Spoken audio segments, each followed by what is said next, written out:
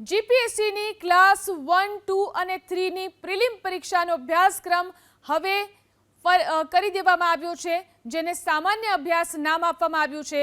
આ નિર્ણયને લઈ જુદી જુદી પરીક્ષા આપતા ઉમેદવારોને અલગ અલગ તૈયારીઓ કરવાની નહીં રહે।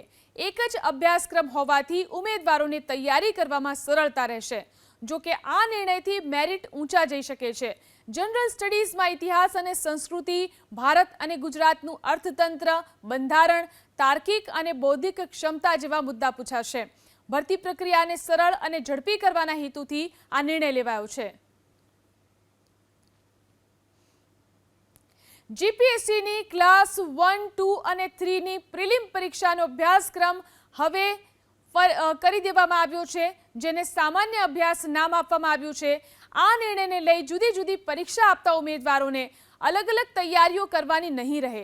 એક જ અભ્યાસક્રમ હોવાથી ઉમેદવારોને તૈયારી કરવામાં સરળતા રહેશે। જો કે આ નિર્ણયથી મેરિટ ઊંચા જઈ શકે છે। જનરલ સ્ટડીઝમાં ઇતિહાસ અને સંસ્કૃતિ, ભારત અને ગુજરાતનું અર્થતંત્ર, બંધારણ, તાર્કિક અને બૌદ્ધિક ક્ષમતા જેવા મુદ્દા પૂછાશે। ભરતી પ્રક્રિયાને સરળ અને ઝડપી કરવાના હેતુથી આ નિર્ણય લેવાયો છે।